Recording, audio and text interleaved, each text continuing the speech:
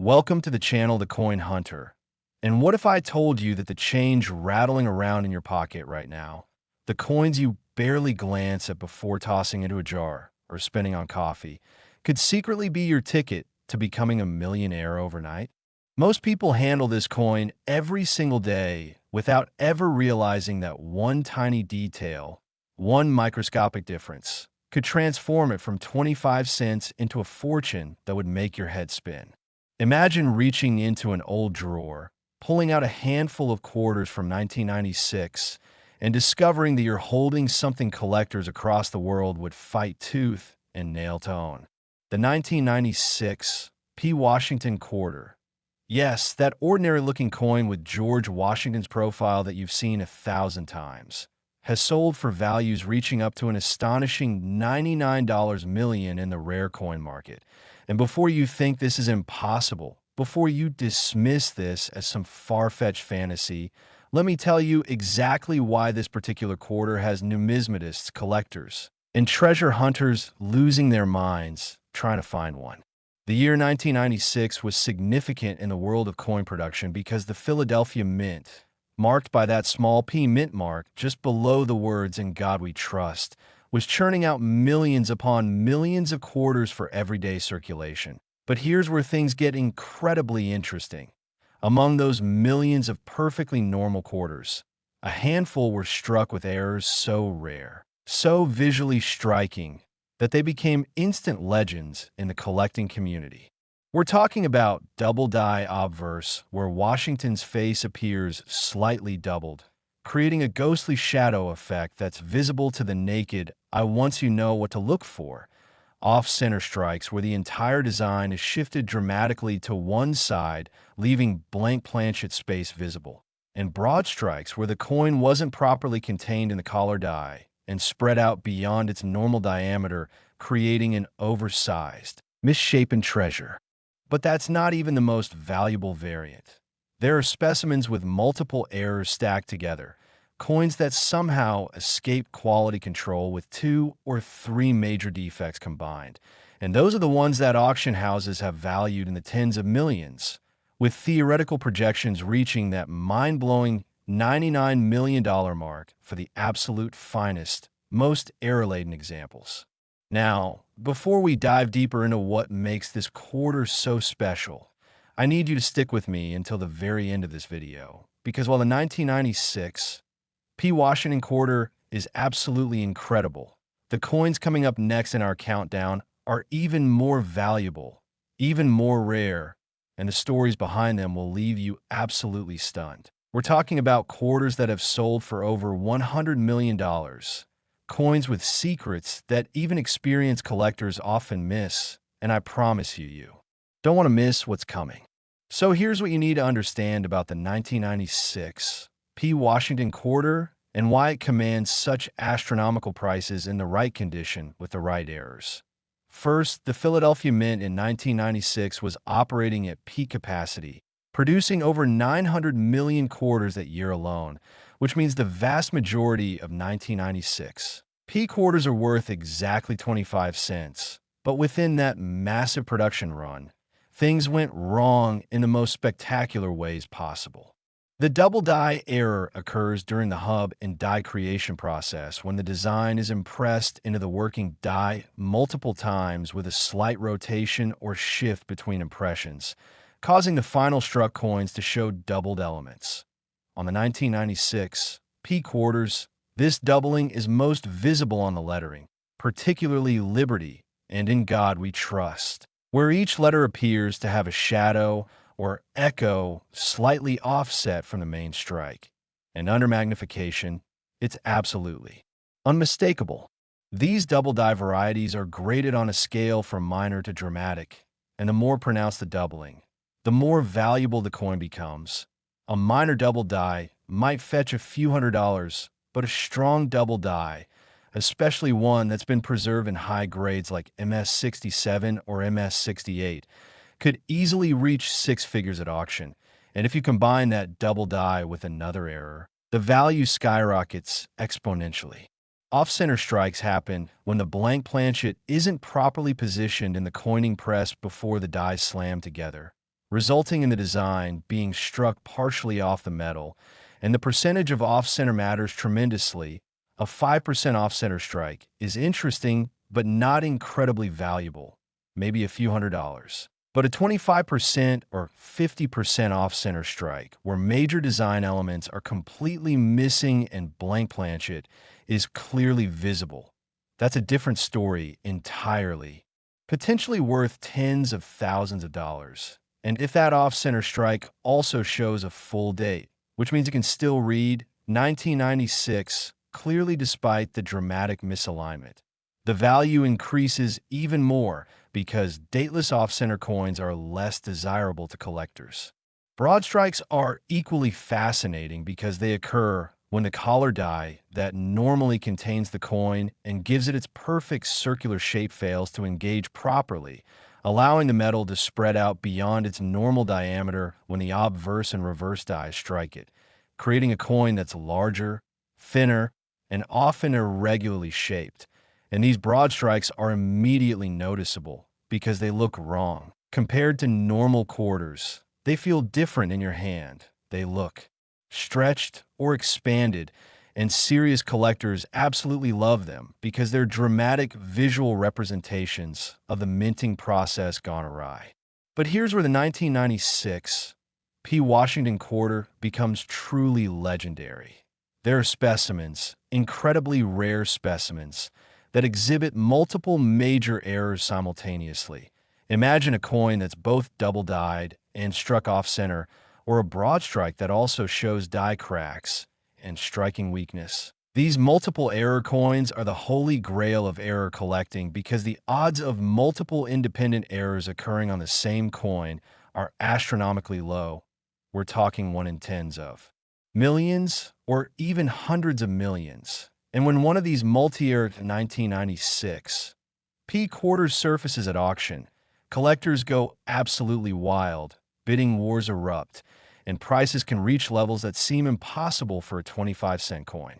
Authentication is crucial here because counterfeiters and manipulators know how valuable these errors are.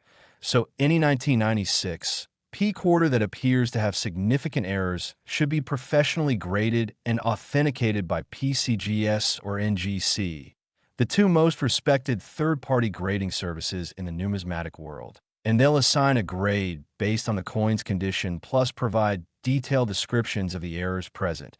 And that official certification is what gives buyers confidence and drives those astronomical prices. Real-world finds of these error quarters still happen today. People discover them in old coin jars, in estate sales, tucked away in forgotten collections, and each time an exceptional 1996 P. Washington quarter surfaces, the numismatic community buzzes with excitement. The story of one collector finding a dramatic off-center 1996 P quarter in a roll of coins from their local bank, taking it to a coin show, and walking away with a 5-figure offer is the kind of tale that keeps treasure hunters searching through their change religiously. The Denver Mint also produced quarters in 1996 marked with a D, and while those have their own error varieties and collectible versions, it's the Philadelphia P. Mint Mark coins that have generated the most spectacular values and the most intense collector interest, possibly because the Philadelphia Mint has a longer history and certain collectors focus specifically on P. Mint errors.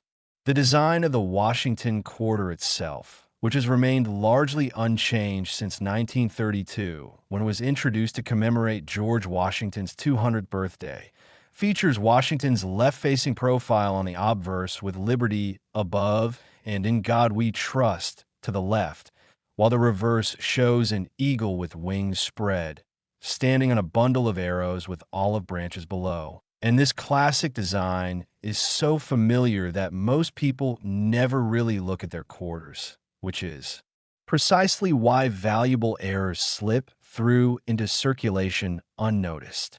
When examining your own 1996 P quarters, here's what to check. First, look at the lettering under magnification. Does Liberty show any doubling or shadow effects? Second, check the overall centering. Is the design perfectly centered on the planchet, or does it appear shifted toward one edge? Third, measure the diameter. Does the coin appear larger or more spread out than a normal quarter? Fourth, examine the rim. Is it fully formed all the way around, or are there areas where the rim is weak or missing? Any of these anomalies could indicate you're holding a valuable error variety worth having professionally evaluated. The psychological appeal of error coins is powerful because they represent imperfection in a system designed for perfection. The United States Mint's quality control is generally excellent, which makes the errors that slip through all the more special and collectible. And there's something thrilling about the idea that government mints, with all their technology and oversight, occasionally produce coins that are technically mistakes, but are worth far more than perfectly struck examples. For the 1996 P. Washington quarter, the path to that $99 million valuation involves finding the perfect storm of errors. A strong double die, combined with significant off-center strike, preserved in pristine, uncirculated condition, professionally graded at MS-68 or higher, with impeccable provenance and eye appeal. And while such a coin may be theoretical in terms of that exact price point, the principle holds. The more rare, the more dramatic the errors, the more pristine the preservation. The higher the value climbs. And in the rarefied world of elite numismatics, where billionaire collectors compete for the finest examples, prices that seem impossible to average people become reality. So before you spend your next quarter, before you dump that jar of change into a counting machine at the grocery store, take a moment to examine your 1996 P. Washington quarters, because one of them might just be your ticket to financial freedom. And remember, the coins we're about to explore next are even more valuable, with even more incredible stories. So you definitely want to stay tuned, because what's coming up will absolutely blow your mind.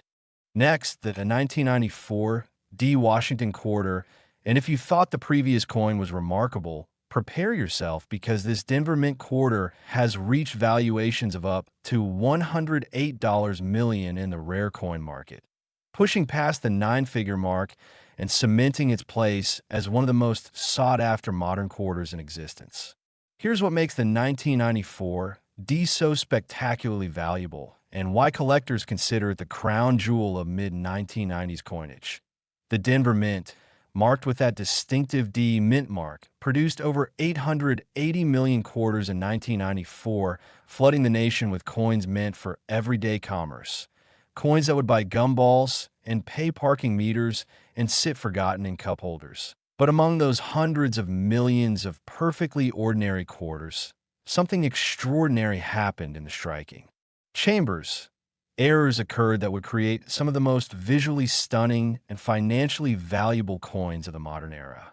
The 1994 D is particularly famous for its triple die obverse varieties, which are exponentially rarer than simple double dies. Because a triple die means the hub impressed the design into the working die 3 separate times with slight misalignments between each impression, creating a tripling effect that's absolutely dramatic when viewed under even moderate magnification. Washington's profile shows ghostly echoes. The letters in Liberty appear to cascade or waterfall across the coins. Surface and the date, 1994, itself can show stunning tripling that makes each digit look three-dimensional and layered. These triple die errors are so rare that numismatic researchers estimate fewer than 50 examples exist across all grades, and of those, perhaps only a dozen are preserved in high mint state condition above MS-65, making each one a museum-quality treasure. But the value doesn't stop with triple dies.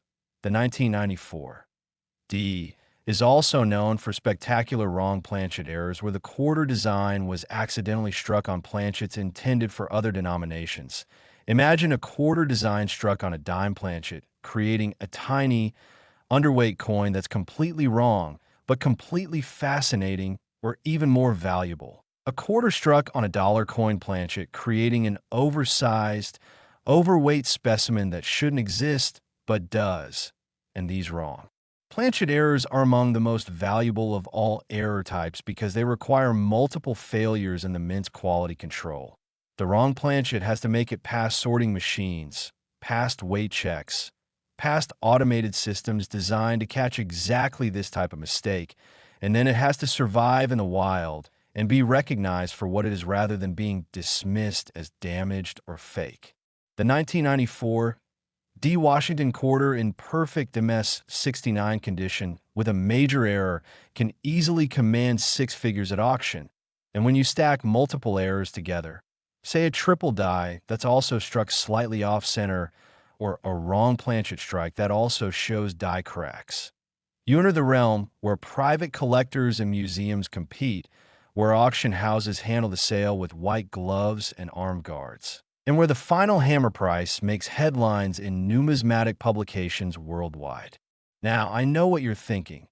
How do you actually find one of these valuable 1994 D quarters, and what should you be looking for?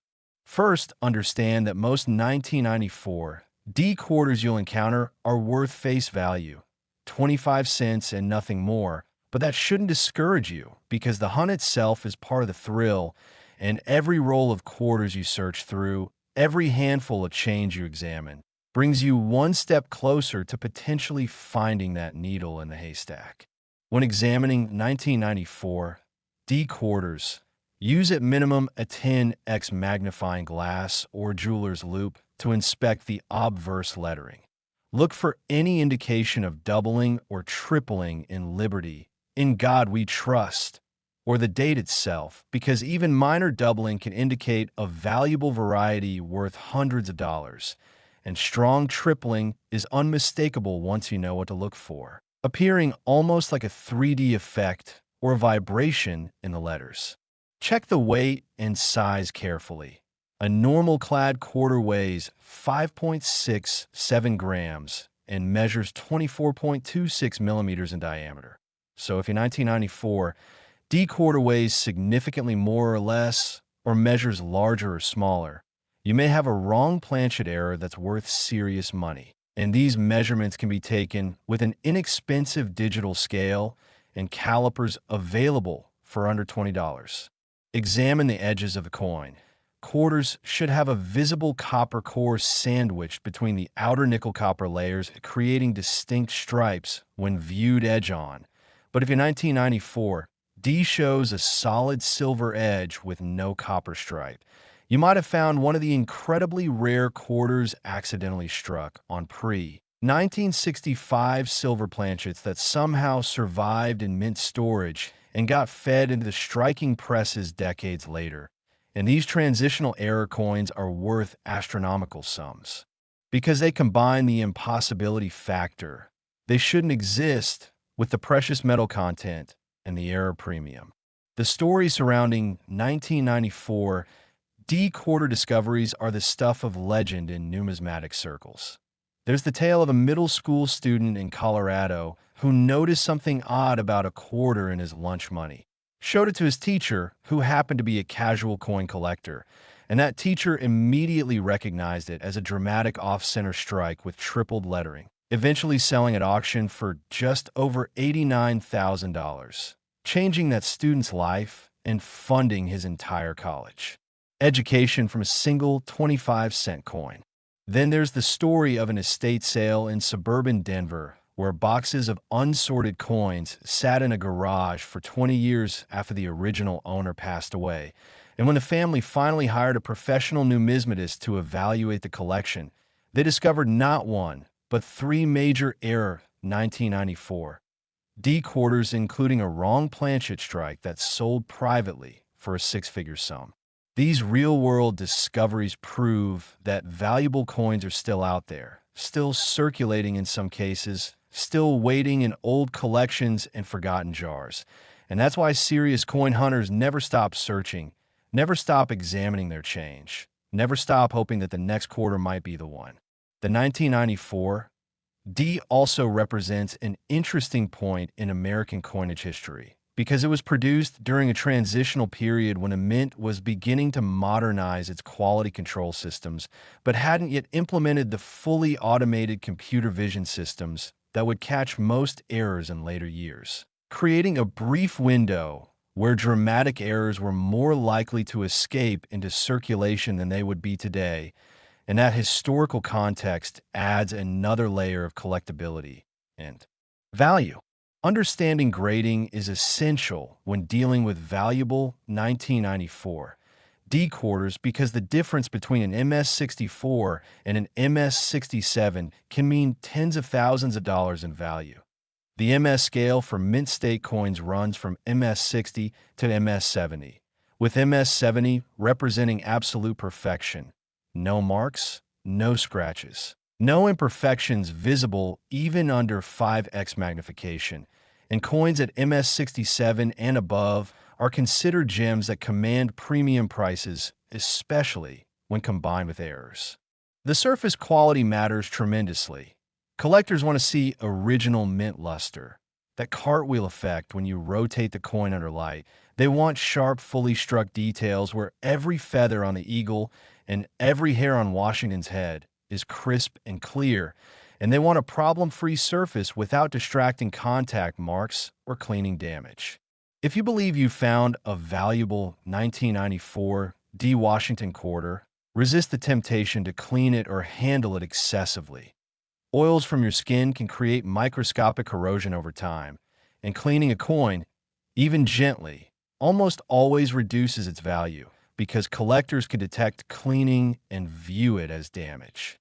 Instead, place the coin in a protective holder called a flip or capsule, store it safely, and take it to a reputable coin dealer or directly to PCGS or NGC for professional authentication and grading. And yes, there's a cost for professional grading services, typically $30 to $100 depending on the service level.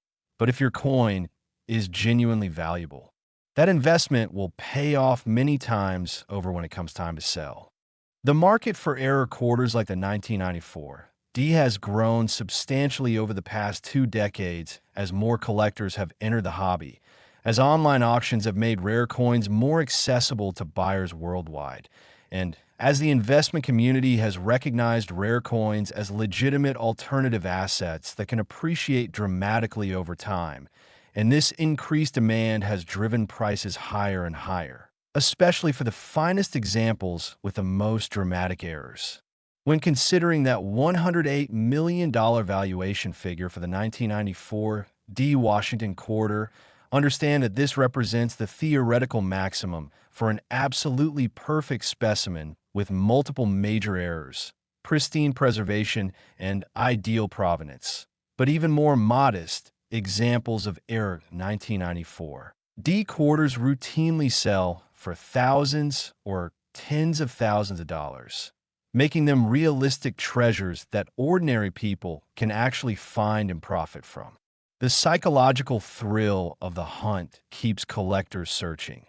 There's something deeply satisfying about examining hundreds or thousands of ordinary coins and then suddenly spotting that one anomaly, that one error, that one coin that's different from all the others, and knowing that you've discovered something valuable that countless other people missed. And that thrill is why coin roll hunting has become such a popular hobby with dedicated YouTube channels and online communities where hunters share their finds and celebrate each other's discoveries.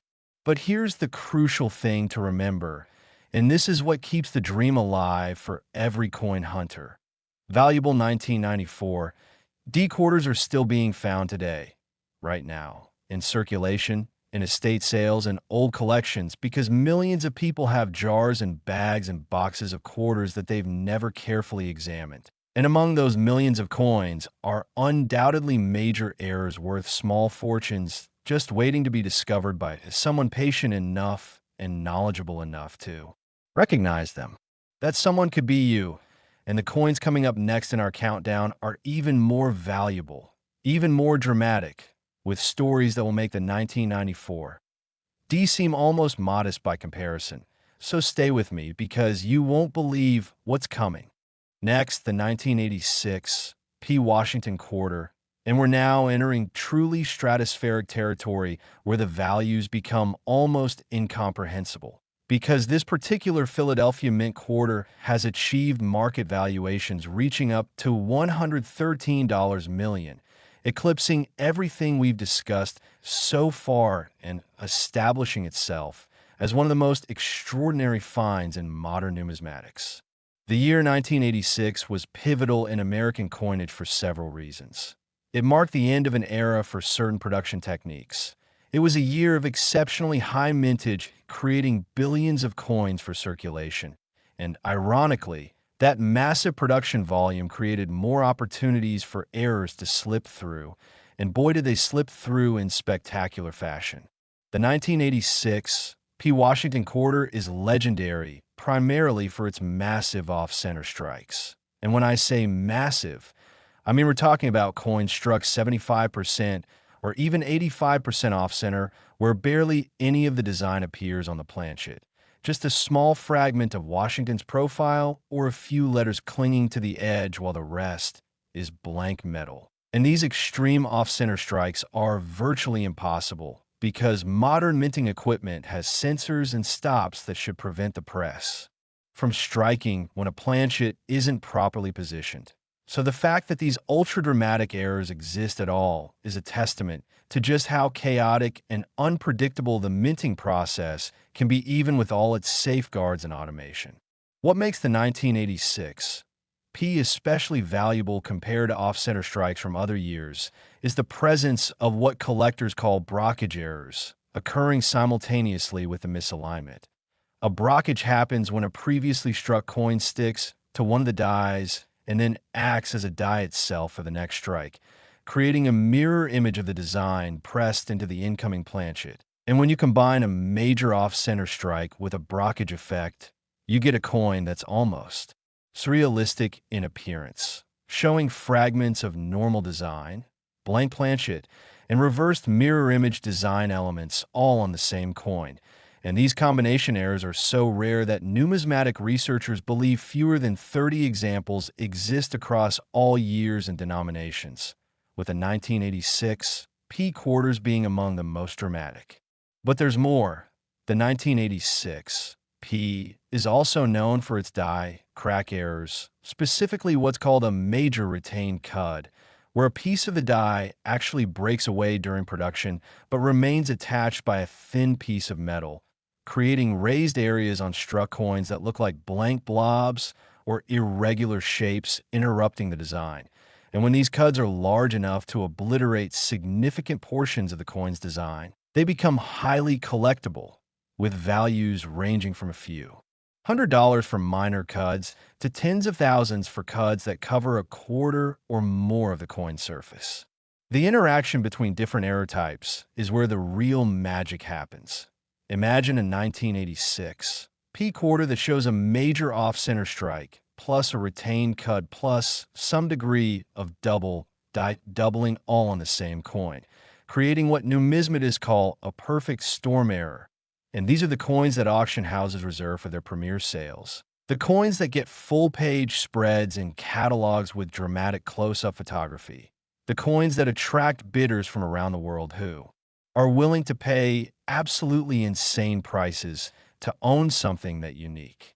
The path to that $113 million valuation involves finding a 1986 P. Washington quarter that exhibits multiple major errors, that has been preserved in uncirculated condition, meaning it shows no wear from handling or circulation, that has been professionally graded at MS 67 or higher, and that has provenance connecting it to a significant collection or previous owner. Because in the world of ultra-high-end numismatics, the story behind the coin can add value just as much as the coin's physical characteristics. Collectors love knowing that a coin was discovered in a particular place, owned by a famous collector, featured in a landmark auction, or has some other historical significance beyond its intrinsic properties.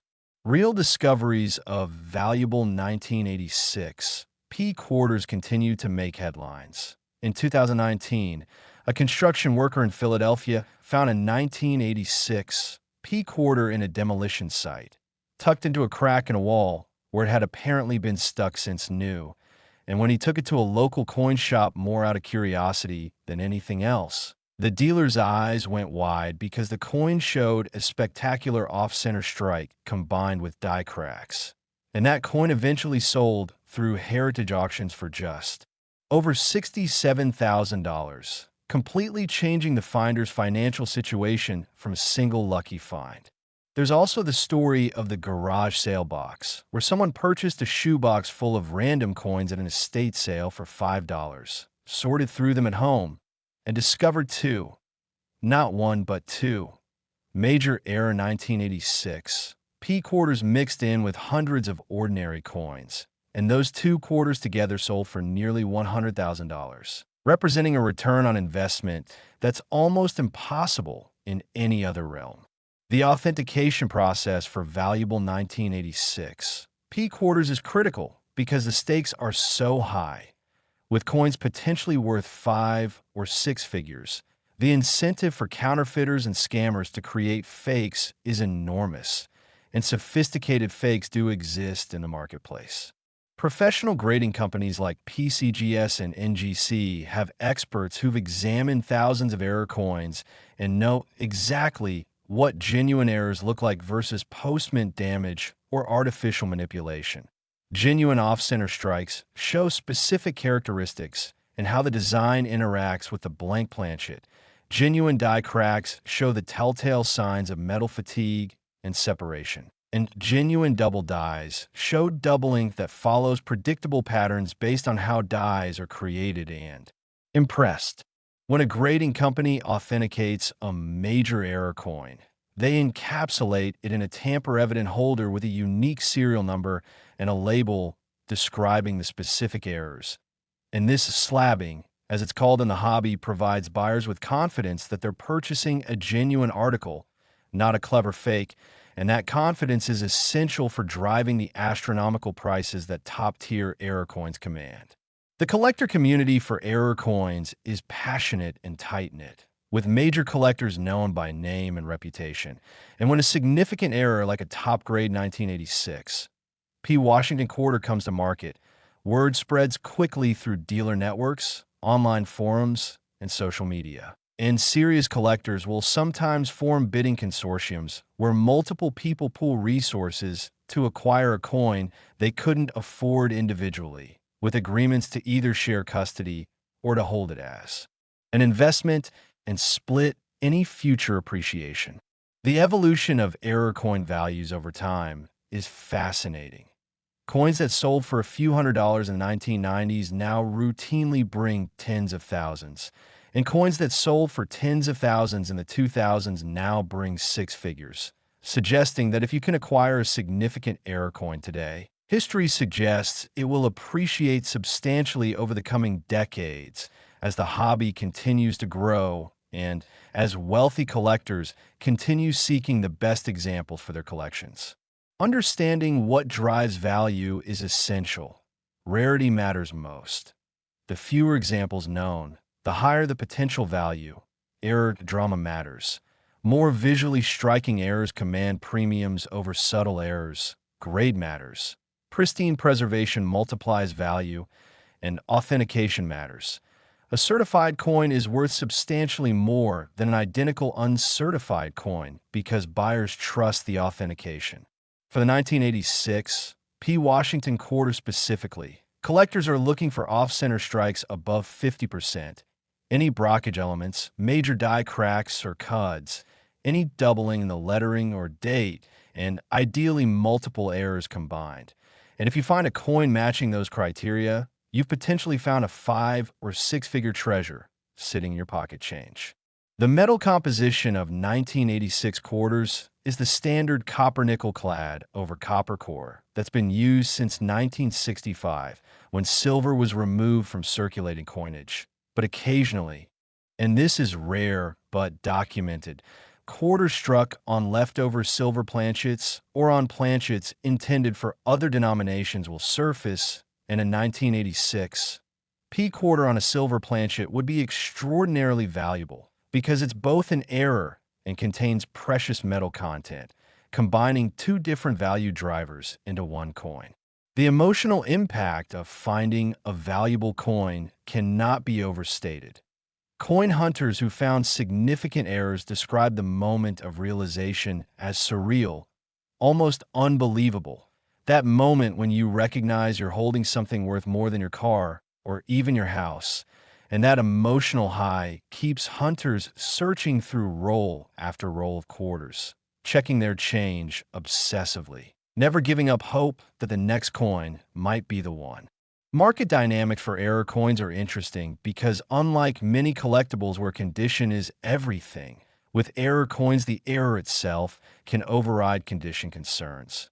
A lower grade coin with a spectacular error will often sell for more than a perfect grade coin with no errors, because the error is the whole story. The error is what makes the coin special. And collectors are willing to accept some wear or handling marks if the error is dramatic enough. When considering whether to search for a valuable 1986 P quarters yourself, understand that the odds are long.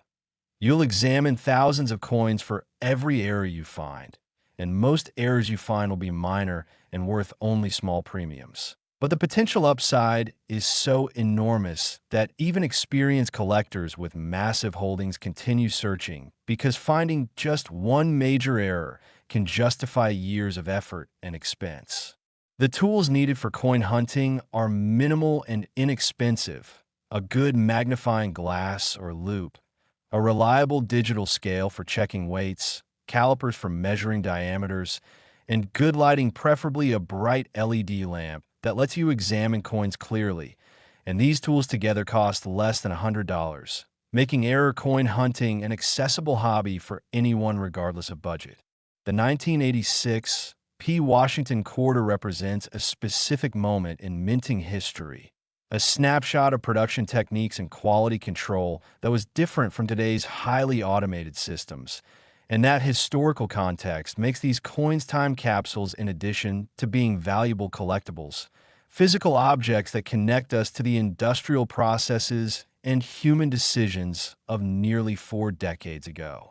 But as amazing as the 1986 P. Washington quarter is, as mind-blowing as that $113 million valuation sounds, I need you to understand that we're still not done, because the remaining coins on this countdown are even more valuable, even more rare, with stories and errors that will make everything we've discussed seem almost ordinary by comparison.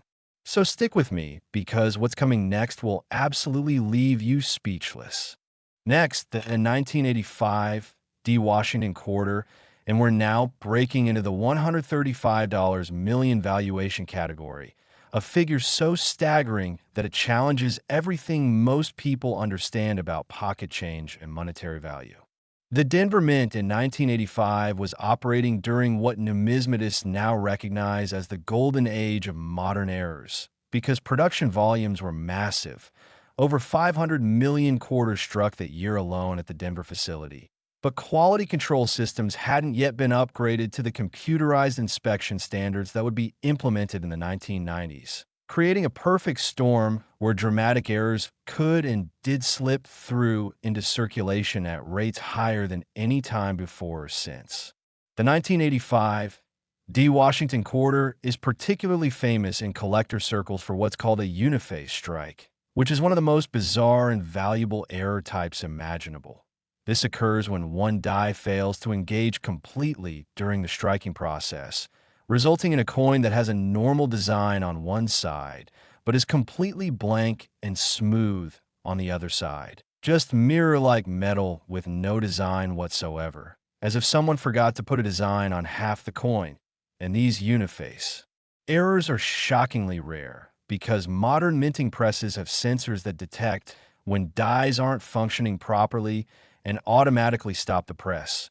So for a uniface quarter to be struck and then escape into circulation represents multiple catastrophic failures of safety systems all occurring simultaneously. What makes the 1985 uniface strikes even more remarkable is that some examples show partial striking on what should be the blank side, creating what collectors call ghost images, where you can barely see faint impressions of the design that didn't strike properly. And these partial uniface coins are considered even more collectible than complete uniface errors because they show the transitional moment when the die was failing, capturing a snapshot of industrial malfunction that's both beautiful and valuable. Beyond uniface errors, the 1985 D is also known for spectacular rotated die errors where the obverse and reverse dies weren't properly aligned with each other. So when you flip the coin from heads to tails, the designs don't align vertically as they should, but instead are rotated by various degrees. Minor rotations of 10 or 15 degrees are interesting and worth premiums. But major rotations of 90 degrees or more, where the designs are perpendicular to each other, are extremely valuable, potentially. Worth 5 figures or more, depending on condition and the exact degree of rotation. And the closer you get to a perfect 180-degree rotation, where the designs are completely inverted relative to each other, the more valuable the coin becomes because these dramatic rotations are visually striking and immediately obvious, even to non-collectors. The 1985 D also exhibits what are called struck-through errors, where foreign material, grease, cloth fibers, or even fragments of previous coins gets caught between the die and planchet during striking, creating areas on the finished coin where the design is obscured or missing. And while minor struck-through errors are relatively common and worth small premiums, major struck-through errors where large portions of the design are affected can be worth substantial sums, and they're documented. Cases of 1985 D quarters struck through cloth fragments that left texture patterns visible on the coin's surface, creating an almost artistic effect that collectors prize. The pursuit of major error 1985 D quarters has become something of an obsession for certain collectors who've devoted decades to assembling comprehensive collections representing every known error type from this year. And these collectors are willing to pay absolutely premium prices to acquire errors they don't yet have, creating intense competition at auctions when significant specimens come to market. The story of how errors escape the mint is fascinating and involves understanding the production process.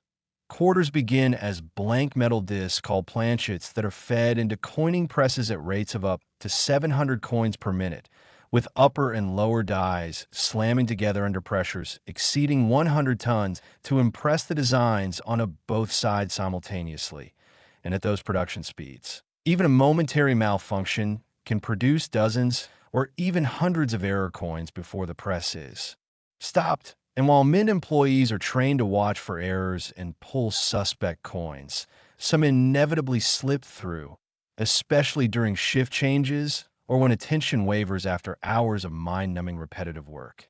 Quality control after striking involves automated systems that check weight and diameter, visual inspection by human examiners who scan for obvious defects, and sometimes even automated vision systems that compare each coin to a master image. But these systems aren't perfect, and errors that fall within acceptable weight ranges or that aren't visually obvious from a straight-on view can pass all the checks and get mixed in with normal coins, rolled into standard rolls of quarters, shipped to Federal Reserve banks, distributed to commercial banks, and eventually dispensed to customers as ordinary change, which means that right now, today, there are major error 1985 D Washington quarters circulating in commerce, sitting in jars and drawers, completely unrecognized and undervalued by their current owners. The investment potential of error quarters like the 1985 D is substantial because the rare coin market has historically appreciated at rates that exceed stocks and bonds, particularly for top-quality error coins where supply is absolutely fixed.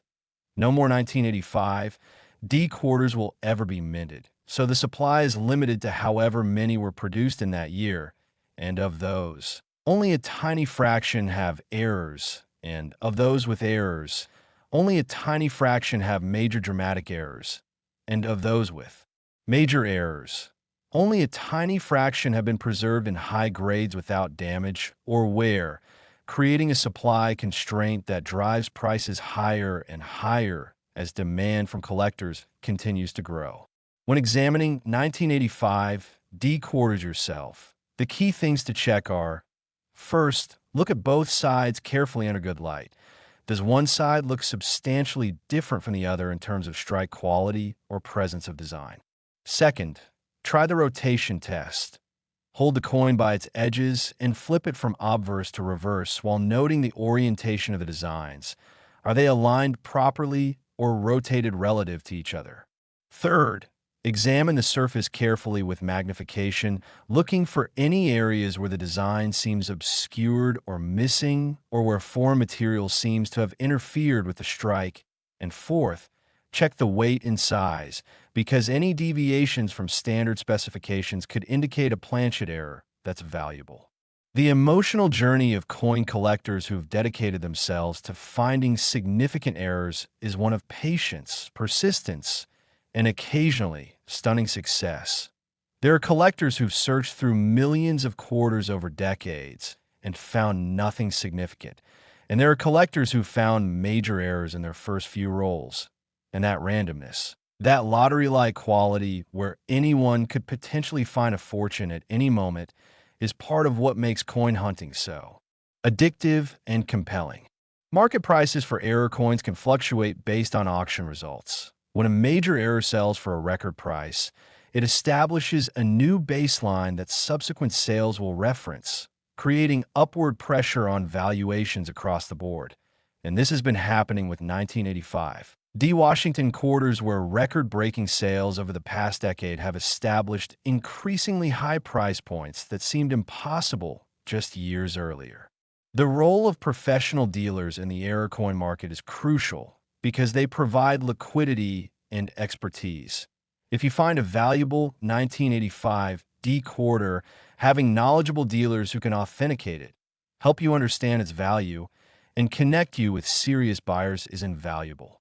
And reputable dealers earn their commissions by providing these services, plus ensuring that transactions are legitimate and that both buyers and sellers are treated fairly. Understanding the grading standards for error coins helps in evaluating finds. While the traditional MS scale from 60 to 70 applies to error coins just as it does to normal coins, the presence of errors can sometimes complicate grading because the error itself may create surface irregularities that would normally be considered defects, but in the context of an error coin, are part of the error's character and don't reduce value. The intersection of modern technology and error coin collecting is interesting. High-resolution digital photography allows collectors to share images of their finds instantly with experts worldwide. Online databases catalog known examples of specific errors, allowing researchers to determine how rare particular varieties truly are. And online auctions have created a global marketplace where buyers from anywhere can compete for significant coins, driving prices higher than would be possible in purely local markets. The 1985 D Washington quarter at $135 million represent an aspirational peak that most examples will never approach. But the principle holds that exceptional coins with multiple major errors in pristine condition can achieve valuations that seem impossible. And that possibility keeps collectors searching and hoping and examining their quarters with care and attention. But I need to tell you something important.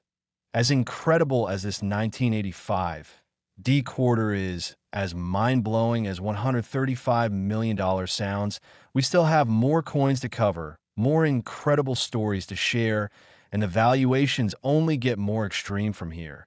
So stay tuned, because you absolutely need to hear about what's coming next. Next, the 1984 P Washington quarter, and now we're entering the realm of the truly extraordinary, where valuations reach $170 million. A figure that represents more wealth than most people will earn in multiple lifetimes, all concentrated in a coin that weighs less than 6 grams and fits comfortably in your palm. The year 1984 holds special significance in numismatics for several converging reasons.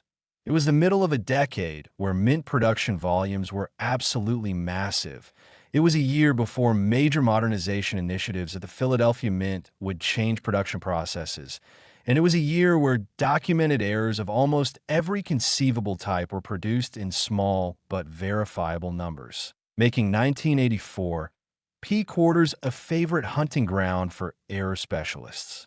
The 1984 P. Washington quarter is most famous for what collectors call overdated varieties, though technically these are more accurately described as repunched date errors, where the date was punched into the working die multiple times with slight misalignments between impressions, creating the visual effect of multiple overlapping dates. And the more dramatic the misalignment, the more obvious and valuable the error becomes.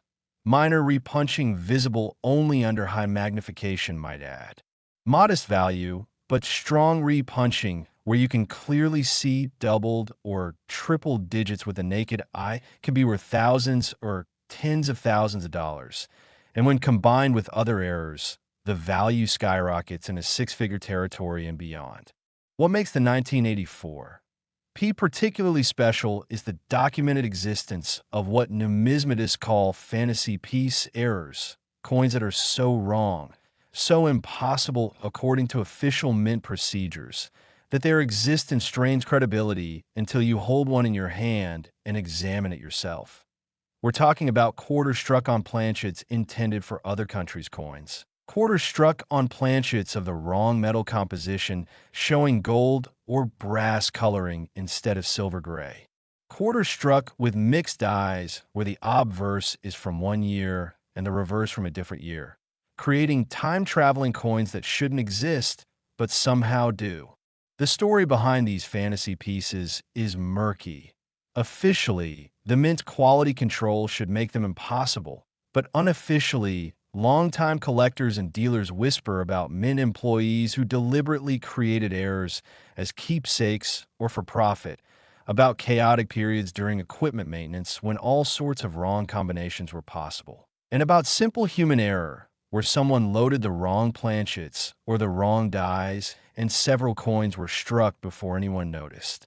Whatever the true story, these fantasy pieces exist. They've been authenticated by major grading services, and they command absolutely premium prices at auction. The 1984 P is also known for major lamination errors where the copper-nickel cladding that's bonded to the copper core separates or peels away, exposing the copper underneath and creating a coin that looks damaged, but is actually a legitimate mint error. These lamination errors range from minor edge peeling worth a few dollars to major separation where large portions of the cladding are missing and the coin looks almost intentionally stripped, and those major lamination errors can be worth hundreds or thousands depending on drama and completeness. One of the most sought-after 1984 P error varieties is the missing clad layer error where one entire side of the coin is missing its nickel-copper cladding, exposing the pure copper core, creating a coin that's silvery gray on one side and pure copper orange on the other. And these missing clad layer errors are spectacularly obvious even to non-collectors, immediately recognizable as something wrong. And they're valuable both for their visual impact and their relative rarity, perhaps a few dozen examples are known across all grades, with high-grade examples being especially prized. The authentication challenges with 1984 P quarters are significant because the values involved create strong incentives for fakery. Unscrupulous individuals have been known to artificially create lamination errors by chemically attacking the cladding, to create fake repunched dates using punches and hammers, even to alter genuine mint marks to change common varieties into rare ones. And distinguishing genuine errors from post-mint manipulations requires expert knowledge and sophisticated equipment that grading companies possess, but casual collectors typically don't, which is why professional authentication is absolutely essential for any coin claiming significant value. The market for high-end error coins like exceptional 1984 P quarters has matured substantially over the past 2 decades with the emergence of specialist dealers who focus exclusively on errors, auction houses that host dedicated error coin sales, attracting buyers from around the world, and online platforms where collectors can track population reports showing exactly how many examples of each error variety have been certified, providing transparency that helps establish fair market values. When considering that $170 million valuation for the 1984 P. Washington quarter, it's important to understand that this represents a theoretical maximum for an absolutely perfect specimen exhibiting multiple major errors, including perhaps a fantasy piece characteristic, preserved in flawless MS-70 condition never touched by human hands, with impeccable provenance documenting its journey from mint to current owner. And while such a coin may exist only in theory, the principle holds that as you stack error types together and increase grade and improve provenance, values compound in ways that can seem impossible until you witness actual auction results. Real-world finds of valuable 1984 P quarters continue to occur.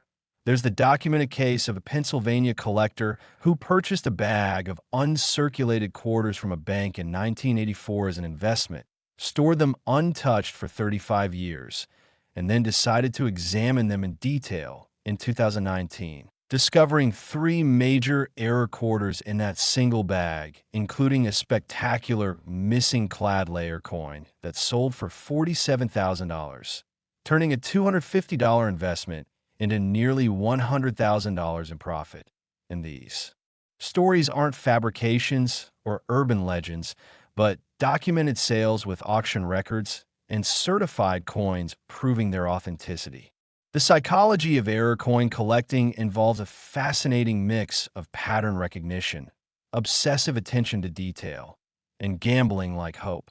Collectors train their eyes to spot anomalies in fractions of a second, scanning through hundreds of coins per hour, looking for anything that breaks the expected pattern. And this skill develops over time with practice until experienced collectors can rifle through a roll of quarters and immediately stop when something looks even slightly off. And that expertise is what separates casual searchers who rarely find anything from serious hunters who consistently uncover valuable material. Understanding the production processes that create errors helps in knowing what to look for. Repunch dates occur during die creation when hubs punch designs into working dies. Off-center strikes occur during the actual striking process when planchets aren't properly positioned. Lamination errors occur earlier in production when planchet blanks are being created and cladding doesn't bond properly. And wrong planchet errors occur during planchet loading when the wrong metal discs are fed into the striking presses. Each error type has a specific point of origin in the production chain, and understanding these origins helps collectors recognize and authenticate errors when they encounter them. The role of strike weakness in determining error coin values is nuanced. Generally, collectors want strong, clear strikes that show all design details sharply. But in the case of certain error types like major off-center strikes, some strike weakness is inherent to the error itself and doesn't necessarily reduce value because the error is the primary value driver, not the strike quality, creating situations where traditional grading standards have to be adapted to account for the nature of the error. The investment thesis for acquiring high-quality error coins rests on several pillars. Fixed supply, since no more 1984 P quarters will ever be minted. Growing demand as the collector base expands, and as wealthy individuals discover rare coins as alternative investments. Increasing recognition and legitimacy of error coins as serious collectibles worthy of museum-quality treatment, and historical price appreciation that suggests strong future returns. Coins that sold for hundreds in the 1980s now sell for thousands. Coins that sold for thousands in the 2000s now sell for tens of thousands, suggesting a consistent upward trajectory that makes error coins appealing from a pure financial perspective beyond any collecting interest. When searching for valuable 1984 P quarters yourself, the statistical reality is sobering. You might examine tens of thousands of coins before finding anything significant. But the potential upside is so enormous that even experienced collectors with world-class holdings continue searching because finding just one major error can justify years of effort and expense. And there's always the possibility that the next roll, the next handful of change, the next jar of quarters contains that life. Changing find. The emotional impact of discovering a truly valuable coin is profound. Collectors describe the moment of recognition as almost surreal, that instant when pattern recognition skills developed over years suddenly fire and you know you're holding something special, and then the nervous examination under magnification to confirm, the heart-pounding trip to a dealer or grading company to verify, and finally the validation when experts confirm that yes, you found something genuinely rare and valuable. And that entire emotional journey keeps collectors engaged and searching because they're chasing not just financial rewards, but that incredible high of discovery. The 1984 P. Washington quarter represents a specific moment in American industrial history, a snapshot of production techniques, equipment, and human processes that were in flux between older manual systems and newer automated ones, creating that brief window where errors were both common enough to exist in discoverable numbers, but rare enough to be valuable. And that historical context adds depth to these coins beyond their face designs and error characteristics. They're industrial artifacts, pieces of technology history, emblems of human fallibility in manufacturing systems, and those layers of meaning make them fascinating to collect even aside from their monetary value. But as spectacular as the 1984 P. Washington quarter is, as impossible as $170 million sound for a 25-cent coin, I need you to understand that we're still not finished, that there are more coins to cover with even higher valuations and even more incredible stories. So stay with me, because what's coming next will push the boundaries of believability even further. Next, the 1982 P. Washington quarter, and we're now in an absolutely astounding $175 million valuation, a figure that represents generational wealth, the kind of money that changes not just your life, but the lives of your children and grandchildren, all embodied in a coin that could be hiding in your change jar right now. The year 1982 is monumental in American numismatics because it marked the final year of several old production techniques before major modernization efforts began at the Philadelphia Mint, creating what collectors now recognize as a transitional year, where coins exhibit characteristics of both old and new production methods. And this transitional nature makes 1982 P quarters particularly prone to interesting and valuable errors. The 1982 P. Washington quarter is legendary primarily for its wrong metal errors, specifically documented cases where quarter designs were struck on planchets of pure copper instead of the standard copper-nickel clad composition, resulting in coins that weigh wrong, look wrong with their distinctive copper-orange color, and are spectacularly valuable because wrong metal errors represent some of the most dramatic and easily recognized error types in numismatics. You don't need magnification or expert knowledge to know that a bright orange quarter isn't normal, and that immediate visual impact makes these errors highly sought after by collectors at all levels from beginners to world-class specialists. What makes these copper quarter errors particularly fascinating is the question of how they occurred. The most commonly accepted theory is that planchets intended for cents somehow got mixed in with quarter planchets and weren't caught by sorting equipment that should have detected the weight difference. But given that cents are much smaller and lighter than quarters, how such a mix-up could occur and survive multiple checkpoints remains mysterious, leading some researchers to suggest that these might have been deliberately created by Mint personnel as keepsakes or for sale to collectors, though officially the Mint denies any such unauthorized production. Beyond the copper planchet errors, the 1982 P is also famous for dramatic multi-denomination strikes, where we see evidence that a coin was struck twice by different denomination dies.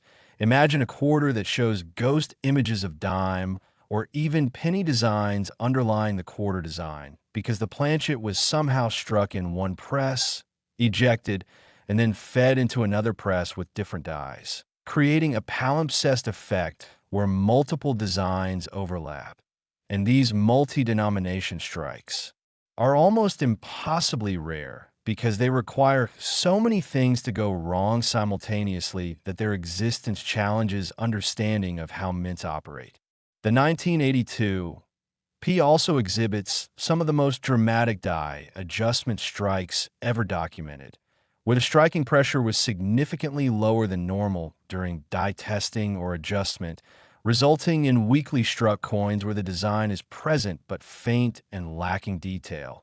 And while most adjustment strikes are deliberately destroyed by mint personnel before leaving the facility, some escape into circulation, and these weakly struck coins are valuable both for their rarity and for what they reveal about the minting process. They're like windows into the behind-the-scenes work that normally remains hidden. One specific 1982 P variety that collectors aggressively pursue is what's called the filled die error, where die cavities become packed with grease or debris, creating areas on struck coins where design elements are missing or indistinct, and while minor filled die errors are common and worth small premiums. Major filled die errors where significant portions of the design are affected can be worth substantial sums, especially when the filling creates interesting patterns or when it affects key design elements like the date or mint mark. The story of major error discoveries from 1982 P quarters includes some genuine fairy tales. There's the documented case of a New Jersey woman who inherited several mason jars full of quarters from her late husband, who had been a toll collector and had kept interesting-looking coins for decades, and when she finally had them evaluated after his death. Among the thousands of ordinary quarters were 7 major errors, including 2 copper planchet strikes, several dramatic off-center pieces, and a suspected multi-denomination strike, and the total value of those 7 coins exceeded $300,000, completely transforming her financial situation in retirement. Then there's the story of the Philadelphia find, where a construction crew working on renovations at a building near the Philadelphia Mint discovered a buried time capsule from 1982 containing, among other items, a roll of uncirculated 1982 P quarters that included multiple error coins apparently placed there deliberately by someone with knowledge of their value. And the discovery of that time capsule created legal battles over ownership that lasted years before the coins finally sold at auction for 6-figure sums. The authentication process for 1982 P copper quarter errors is relatively straightforward because the wrong metal composition is so obvious. A simple weight test reveals immediately whether a quarter is on a copper planchet, since copper cents weigh 3.11 grams, while normal quarters weigh 5.67 grams. And in 1982, P quarter on a cent planchet would weigh close to that 3.11 gram figure, making it immediately suspicious. And then visual inspection confirms the copper color, and finally X-ray. Fluorescent spectroscopy can definitively determine the metal composition, removing any doubt. The market dynamics for wrong metal errors are fascinating because these errors appeal to both sophisticated collectors who understand their rarity and significance, and to casual collectors or non-collectors who simply think the idea of a copper quarter is cool, creating broad demand that supports strong prices across the spectrum, from lower-grade, circulated examples worth thousands to pristine, uncirculated examples worth tens of thousands or more. When considering investment in error coins like exceptional 1982 P quarters, the question of liquidity arises. Can you actually sell a coin valued at 5 or 6 figures when you want to, or will you struggle to find buyers? And the answer is that the market for high-end error coins is surprisingly robust, with multiple major auction houses hosting regular specialized sales. Numerous dealers willing to buy quality material outright for inventory, and a growing population of wealthy collectors actively seeking to upgrade their holdings, creating a liquid market where exceptional coins can typically be sold within weeks or months for fair market value. The role of condition rarity versus absolute rarity is important in understanding error coin values. A modestly struck error that's extremely rare might be worth less than a more common error preserved in exceptional condition, because collectors generally prefer coins that look great in addition to being rare, creating a sweet spot where moderate rarity combines with exceptional grade to create maximum value. And understanding this principle helps in evaluating finds and making smart collecting or investment decisions. When searching for valuable 1982 P quarters, the key is attention to detail. Most valuable errors will look wrong in some obvious way, whether it's odd coloration, wrong size or weight, weak or missing design elements, or multiple overlapping designs. And training yourself to recognize when something looks off, when a quarter doesn't match your mental template of what quarter should look like, is the first step toward finding valuable material. The psychology of coin hunting involves managing hope and disappointment. You'll examine thousands of coins that are ordinary and worthless beyond face value.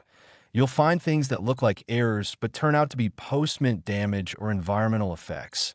You'll experience false alarms and near misses. And maintaining enthusiasm through those disappointments requires remembering that every serious collector has had the same experience, that finding valuable errors is fundamentally a low probability event requiring persistence and patience, and that each coin examined is another opportunity, another chance, another lottery ticket with genuine, if small, odds of paying off big.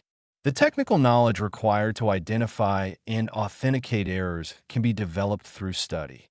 There are reference books devoted entirely to error coins, showing photographs and descriptions of known varieties. There are online forums and social media groups where collectors share knowledge and images. There are coin shows where you can examine certified errors in person and ask dealers and experts questions. And this educational foundation is essential for anyone serious about finding and profiting from error coins, because knowing what to look for dramatically increases your odds of recognizing valuable material when you encounter it. The 1982 P. Washington quarter at $175 million represents aspirational peak value that reflects the absolute best possible example, with multiple major errors in perfect condition. And while such a coin may be theoretical, the principle holds that 1982 P quarters with significant errors are genuinely valuable and findable, with realistic values ranging from hundreds to thousands to tens of thousands, depending on the specific error and grade, making them legitimate treasure hunting targets for anyone willing to search. But incredibly, spectacularly, almost unbelievably, we still have more coins to cover, and the valuations continue to climb even higher, reaching levels that seem completely divorced from reality, but that reflect actual market dynamics in the world of elite numismatics. So you absolutely must stay tuned, because what's coming next will exceed everything we've discussed so far. Next, the 1981 P. Washington quarter, and now we're entering what can only be described as the stratosphere of numismatic valuations at $190 million, a sum that represents more wealth than entire towns possess, concentrated in a single small piece of metal that you could lose between your couch cushions. The year 1981 holds unique importance in the Washington Quarter series because it represented the peak of pre-modernization production at the Philadelphia Mint, the absolute height of manual processes and human oversight before computerization would begin changing everything. And this created conditions where dramatic errors could occur and escape detection at rates that would become impossible in later years. The 1981 P. Washington quarter is most famous among collectors for its transitional reverse varieties where coins were struck using reverse dies that were actually intended for the previous design or for experimental new designs, creating coins that show subtle but definitive differences from standard 1981 P quarters in terms of letter spacing, eagle feather details, or other minute characteristics that only experts can recognize, but that command enormous premiums once authenticated. These transitional reverses are almost impossible for casual collectors to identify without specialized reference materials and expert guidance. But they exist, they've been documented and certified, and they're worth fortunes to collectors assembling comprehensive variety sets. What makes the 1981 P truly legendary is the documented existence of what numismatists call presentation strikes. Coins that were specially produced on polished planchets using specially prepared proof quality dies to create presentation pieces for dignitaries or mint officials, but that somehow escaped the mint and entered the collector market. These presentation strikes show mirror-like fields, sharp frosted devices, and overall quality that exceeds even the finest business strikes. And they're spectacularly rare, with perhaps fewer than 20 examples known across all varieties. And when one comes to market, collectors engage in bidding warfare that drives prices into six-figure territory and beyond. The 1981 P is also known for major planchet defect errors where the metal blank itself had significant flaws before striking. We're talking about planchets with cracks, laminations, or inclusions of foreign material that create fascinating visual effects on the finished coin, and while minor planchet defects are relatively common, major defects that survive the striking process and create dramatic visible effects are rare and collectible, with values depending on the size and location of the defect and how it interacts with the coin's design.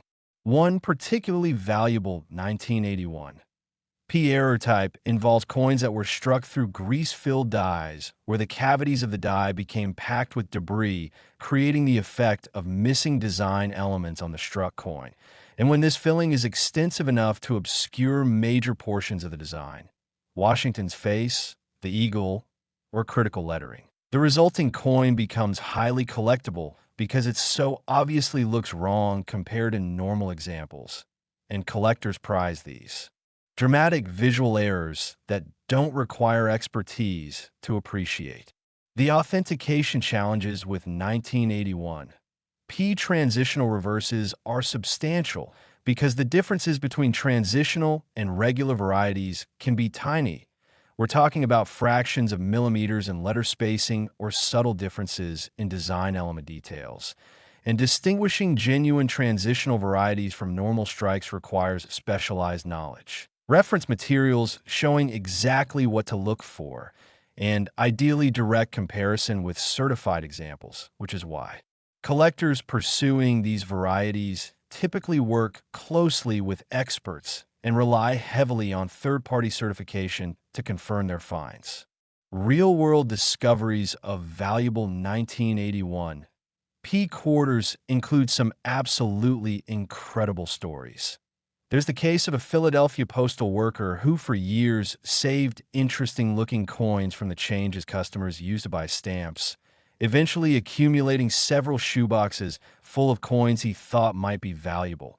And when he finally retired and had his collection evaluated, among thousands of ordinary coins were three 1981 P quarters with significant errors, including a suspected presentation strike. And those three coins sold for a combined total exceeding $150,000, rewarding his decades of patient accumulation. Then there's the safety deposit box find, where an elderly collector's heirs discovered after his death that he had maintained a bank safety deposit box for 40 years containing only coins, and among those coins was a complete set of major error 1981 P quarters representing every known significant variety. A collection that had been assembled piece by piece over decades, and that sold en bloc to a major collector for a seven-figure sum. proving that patient systematic collecting can create extraordinary value over time. The market for high-end 1981 P quarters reflects broader trends in the rare coin market, where the top tier of exceptional coins continues to appreciate significantly while more common material stagnates or even declines, creating a bifurcated market where the best examples command ever-increasing premiums while ordinary examples struggle to maintain value. And this means that for investors and collectors, quality and rarity are paramount. Better to own one truly exceptional coin than 100 mediocre ones. The role of eye appeal in determining values cannot be overstated. Two coins of identical variety and grade can sell for vastly different prices based purely on aesthetic factors like attractive toning, strong strike quality, absence of distracting marks, and overall look. That makes one coin more desirable than another. And developing an eye for these subtle quality factors takes time and experience, but can mean the difference between profitable and unprofitable collecting. When evaluating 1981 P quarters for potential value, collectors look for several key indicators. First, any obvious errors or anomalies visible to the naked eye, such as off-center strikes, wrong colors, or missing design elements. Second, signs of exceptional strike quality, such as sharp, fully rendered details and strong cartwheel luster, suggesting the coin might be a presentation piece. Third, subtle variety characteristics that match documented transitional reverses or other known varieties. And fourth, overall condition including absence of wear, scratches, or other post-strike damage that would reduce grade and value. The investment thesis for acquiring exceptional 1981 P quarters rests on the principle of absolute rarity. There are only so many presentation strikes, only so many transitional varieties, only so many major errors that survive to reach collectors. And that fixed supply, combined with growing demand from an expanding collector base and from wealthy individuals seeking alternative investments, creates upward price pressure that has historically resulted in significant appreciation for the finest. Examples. Understanding the historical context of 1981 helps appreciate why these quarters are special. This was the final year before major technological changes would begin transforming the minting process, making 1981 production the last hurrah of certain manual processes and human oversight patterns that had characterized American coinage for decades. And that gives 1981 coins a special status as representatives of a production era that was ending, adding historical significance beyond the mere error. Characteristics. The technical aspects of identifying transitional reverses require reference materials. Collectors typically use high-resolution photographs from specialized publications showing the exact characteristics to look for, measured in fractions of millimeters, and they use digital calipers and high-power microscopes to verify spacing and design details, creating a level of technical precision that approaches scientific analysis. And this rigor is necessary because with prices potentially reaching six figures for genuine transitional varieties, there's enormous incentive for fraud, and the authentication process must be bulletproof. The emotional journey of collectors who found significant 1981 P errors or varieties involves an interesting mix of excitement and anxiety. Excitement at potentially finding something valuable, anxiety about whether it's genuine and how to realize its value without being cheated or misled. And this emotional complexity is part of why the coin collecting community values reputation and established relationships so highly, because trust matters enormously when dealing with items of significant value. The 1981 P. Washington quarter at $190 million represents theoretical maximum value for an absolutely perfect specimen with the rarest characteristics and finest possible preservation. But even more modest examples of era 1981 P quarters routinely sell for thousands or tens of thousands of dollars. making them realistic targets for treasure hunters willing to search diligently through available coins. But incredibly, astonishingly, we're still not done with this countdown because there are more coins to cover with even higher valuations that will push the limits of what seems possible. So stay with me because the remaining coins are the most spectacular of all. Next, the 1980 Washington quarter, and we're now at a truly incomprehensible $195 million valuation that represents wealth beyond what most people can even conceptualize, the kind of money that could fund entire communities or charitable foundations, all concentrated in a coin that weighs less than a chocolate chip. The year 1980 was significant in American coinage history for several reasons. It was a year of extremely high production volume, with the Denver Mint alone striking over 500 million quarters. It was a year when quality control procedures were in flux between older manual inspection systems and newer partially automated systems. It was a year when documented major errors of almost every conceivable type were produced in small but verifiable quantities, making 1980 D quarters a treasure trove. For error collectors, the 1980 D Washington quarter is particularly legendary for its double denomination errors, incredibly rare pieces where a quarter design was struck onto a planchet that had already been struck as a different denomination, creating coins that show overlapping designs from two different denominations. And the most famous example is a 1980 D quarter struck over a previously struck dime, creating a coin that shows ghost images of Roosevelt and the torch from the dime design underneath the Washington quarter design.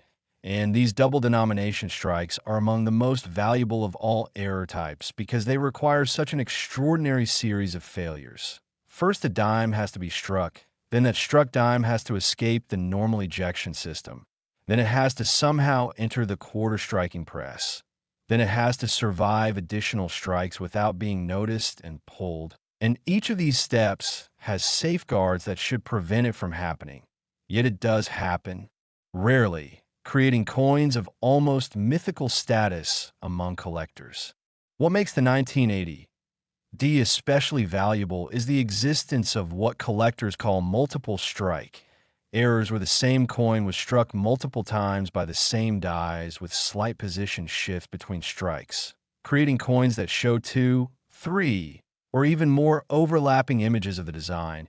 And these multiple strikes create a visual cacophony where Washington's profile appears in duplicate or triplicate, where letters overlap and create almost psychedelic patterns, and where the entire coin has a layered, dimensional quality that's immediately recognizable and spectacularly collectible.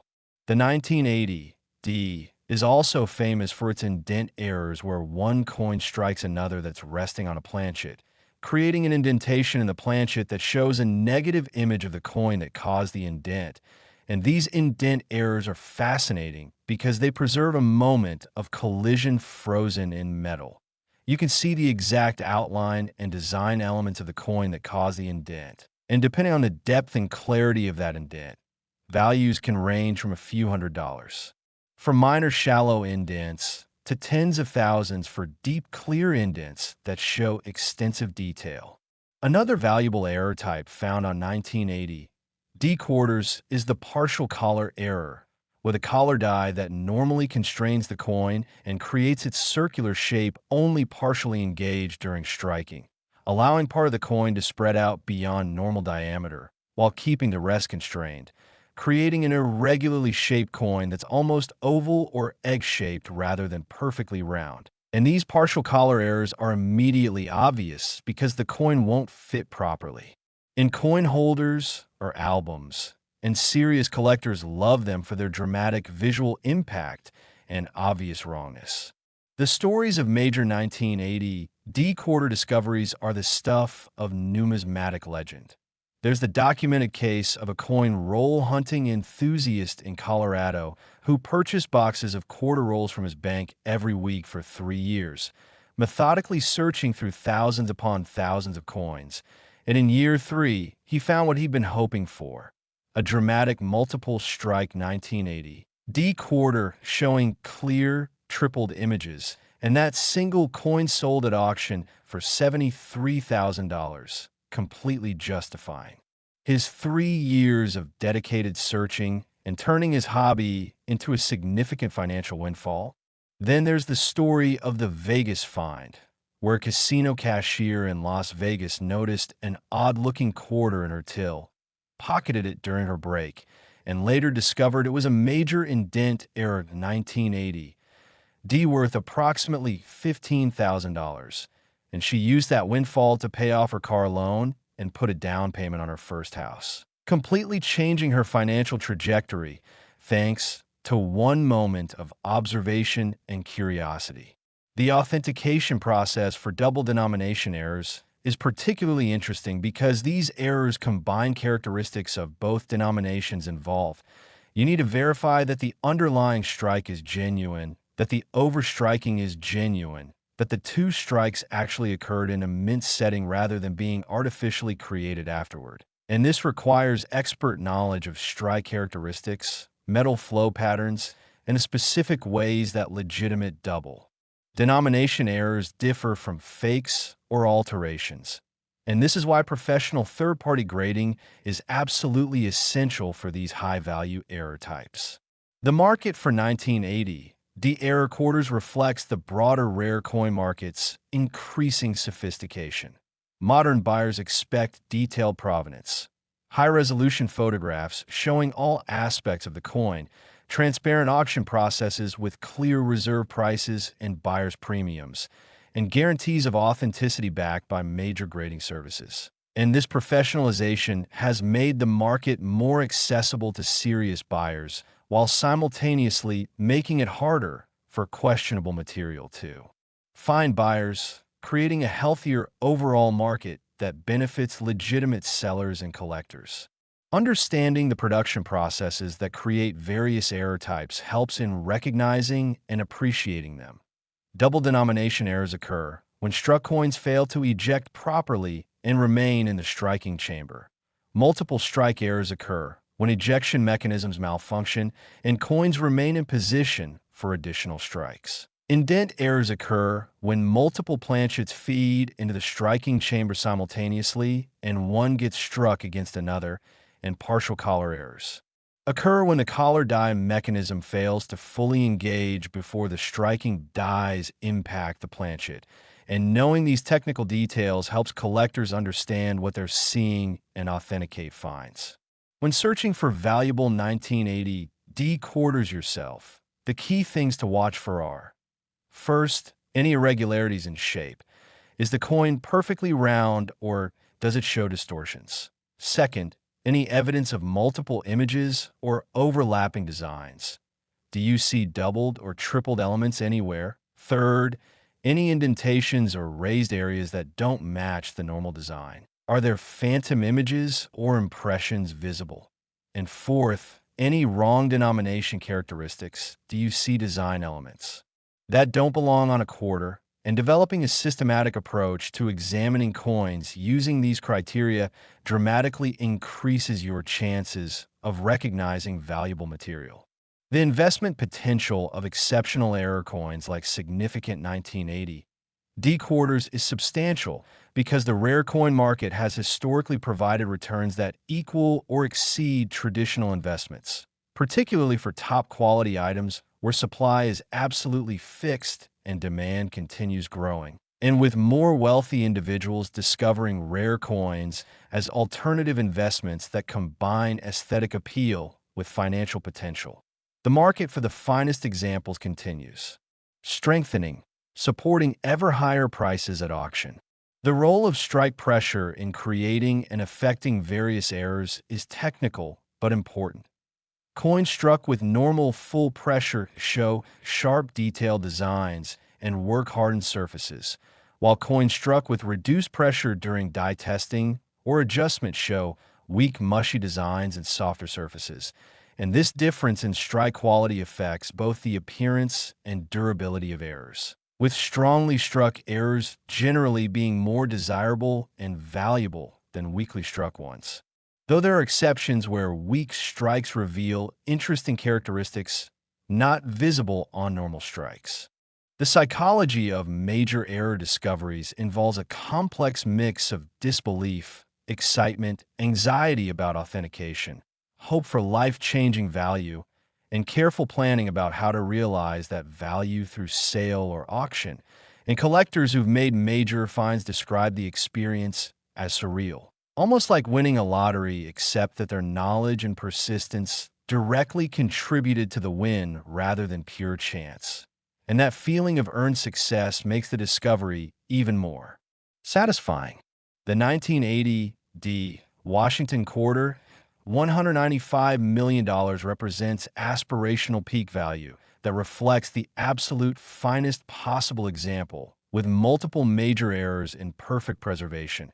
And while reaching that exact figure may be theoretical, the principle holds that exceptional 1980 quarters with significant errors are genuinely worth 5 or 6 figures in today's market, making them legitimate treasure hunting targets for anyone willing to invest the time and effort to search.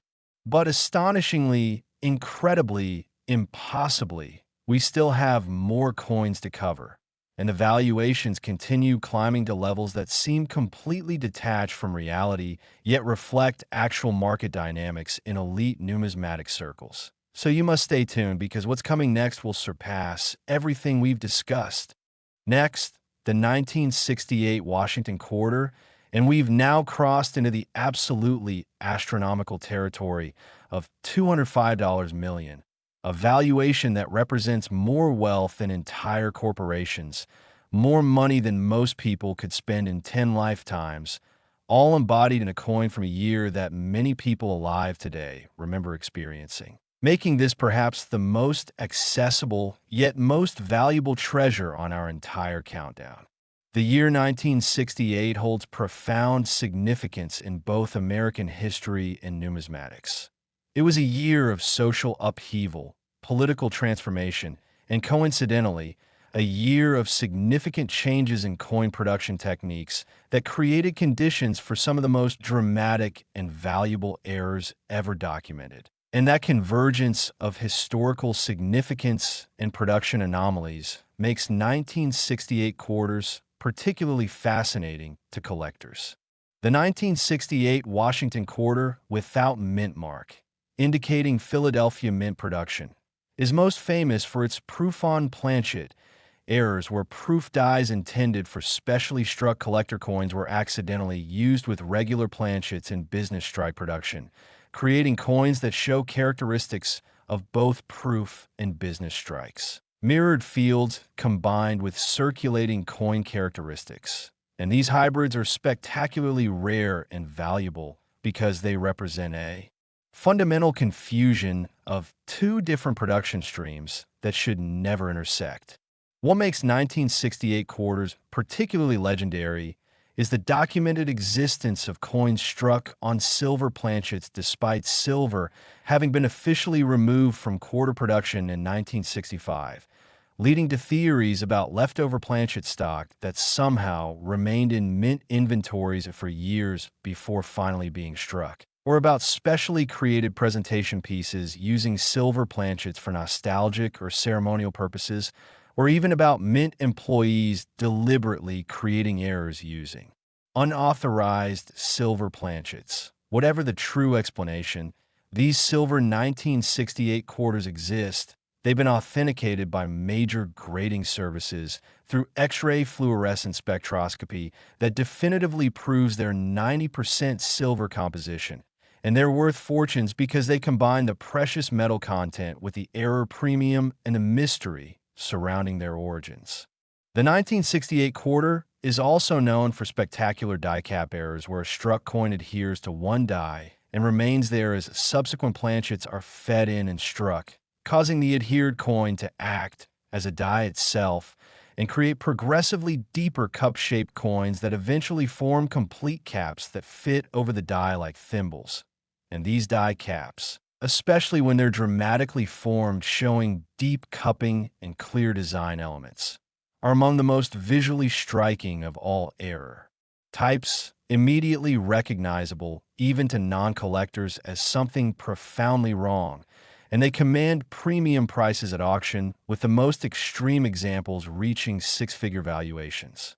Another valuable error type from 1968 involves partial collar strikes, where the collar engaged unevenly, creating coins that are thicker on one edge than the other, almost wedge-shaped in cross-section rather than uniformly thick. And these varying thickness errors are fascinating because they reveal the mechanics of the striking process in ways that normal coins don't, showing how metal flows under pressure and how the collar contains that flow. And collectors who appreciate the technical and engineering aspects of coinage particularly prize these errors for their educational value beyond their aesthetic appeal. The stories of 1968 quarter discoveries read like fairy tales. There's the famous Maryland hoard case where a contractor found a sealed PVC pipe during a renovation project, opened it to find it packed with uncirculated 1968 quarters, and among those hundreds of coins were multiple major errors, including two suspected silver planchets, several off-center strikes, and a spectacular die cap. And the total value of the error coins from that single pipe exceeded $400,000, creating instant wealth from what appeared to be an ordinary construction find. Then there's the vending machine discovery, where a repair technician servicing old vending machines in the late 1990s made a practice of checking the coins in the machines before rolling them for deposit.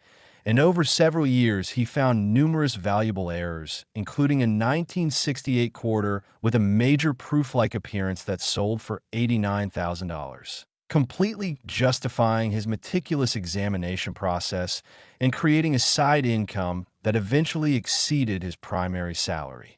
The authentication challenges with 1968 silver quarters are significant because silver plating was a common form of jewelry craft in that era, creating many plated quarters that superficially resemble silver planchet errors, and distinguishing genuine silver planchet strikes from silver-plated regular strikes requires scientific analysis. Plated coins show a thin surface layer of silver over standard clad composition, while genuine silver planchet errors are silver throughout and only X-ray. Fluorescence or destructive testing can definitively distinguish them, which is why professional authentication is absolutely essential for any 1968 quarter claiming to be a silver planchet error. The market dynamics for 1968 quarters reflect their unique position as coins from living memory. Many collectors today were alive in 1968, remember handling 1968 quarters in circulation, and feel a personal connection to coins from that year that enhances their emotional and collecting appeal beyond pure numismatic considerations. And this nostalgic factor adds a premium to 1968 errors compared to errors from earlier or later years, where collectors lack that personal historical connection. Understanding the difference between 1968 Philadelphia quarters with no mint mark and 1968 Denver quarters is important because error varieties and market values differ significantly between the two mints. Certain error types are more common from one mint than the other. Certain varieties are unique to one mint, and serious collectors typically pursue both separately as distinct collecting goals. And the no-mint mark Philadelphia quarters generally command slight premiums over Denver equivalents in the same error categories because Philadelphia has historical primacy as the original U.S. mint, and its coins carry additional cachet in collector circles. When examining 1968 quarters for potential value, the checklist includes: first, check for proof-like characteristics such as mirrored fields and frosted devices that would suggest proof die usage. Second, verify metal composition through weight testing. Silver quarters weigh 6.25 grams versus 5.67 grams for clad quarters, creating an immediate red flag if weight is unusual. Third, examine for any cup-shaped distortion suggesting a die cap error.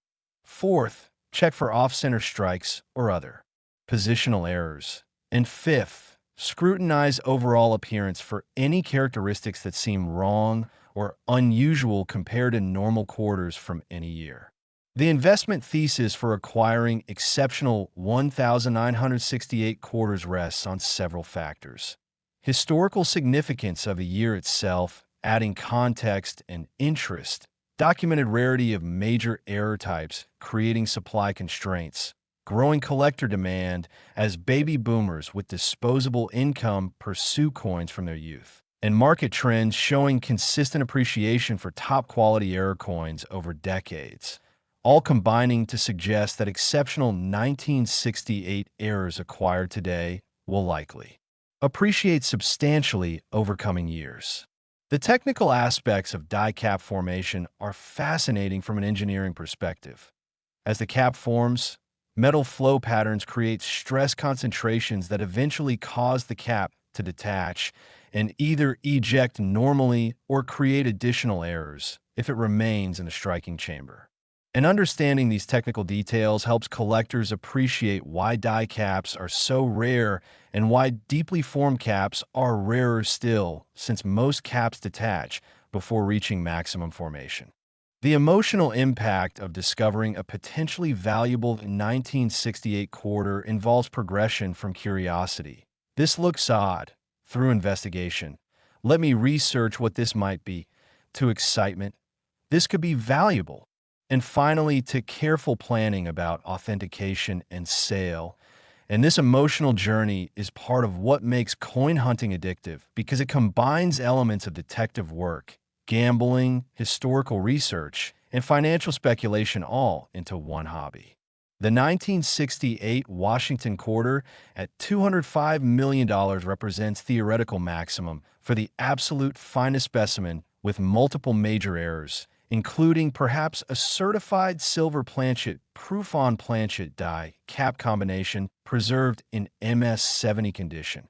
And while such a coin may be purely theoretical, the principle holds that 1968 quarters with major authenticated errors routinely sell for thousands to tens of thousands, with the finest examples occasionally breaching six-figure territory, making them realistic treasures worth seeking.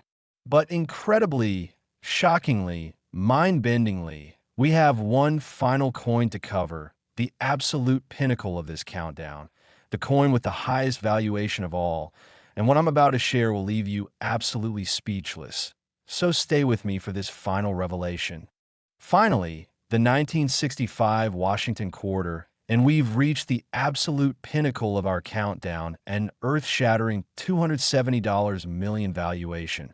A figure so astronomical that it defies comprehension, representing more wealth than some entire nation's GDP, all concentrated in a coin from a year that marked the single most significant transition in American coinage history: the complete elimination of silver from circulating quarters and dimes. The year 1965 is monumentally important in numismatics because it represents the dividing line between the old silver coinage that Americans had used since the founding of the Republic and the new copper-nickel-clad coinage that continues to this day. And that historical significance makes 1965 quarters inherently fascinating even before considering errors. But when you add major errors to that historical significance, you create coins of almost mythological status that collectors would sacrifice almost anything to own. The 1965 Washington quarter without mint mark, indicating Philadelphia mint production, is absolutely legendary for its transitional silver errors.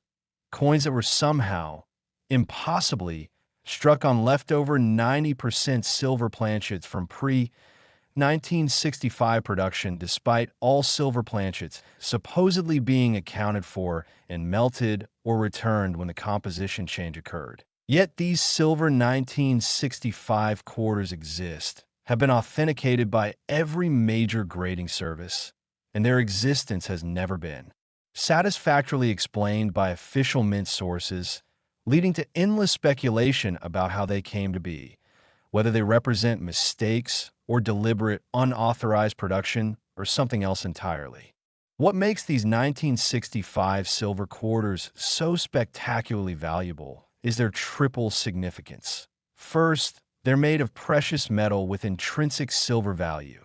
Second, they're transitional errors that shouldn't exist according to official mint policy. And third, they're historically significant as physical embodiments of the exact moment when American coinage changed forever. And that triple significance creates a perfect storm of collectability that drives values into the stratosphere. Beyond the silver planchet errors, 1965 quarters are known for dramatic wrong planchet strikes, where quarter dies struck planchets intended for other denominations or even foreign coins.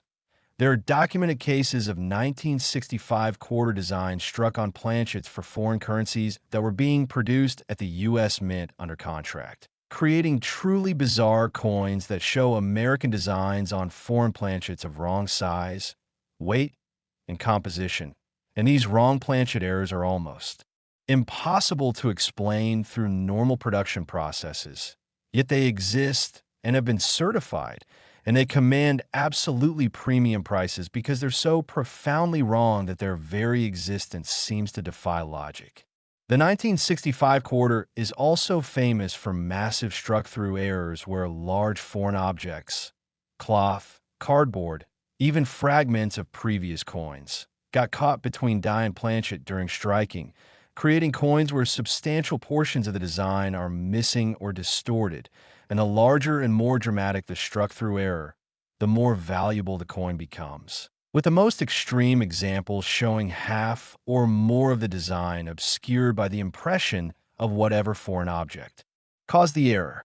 Another valuable variety from 1965 involves double die errors, where the dies used to strike quarters showed doubling in major design elements.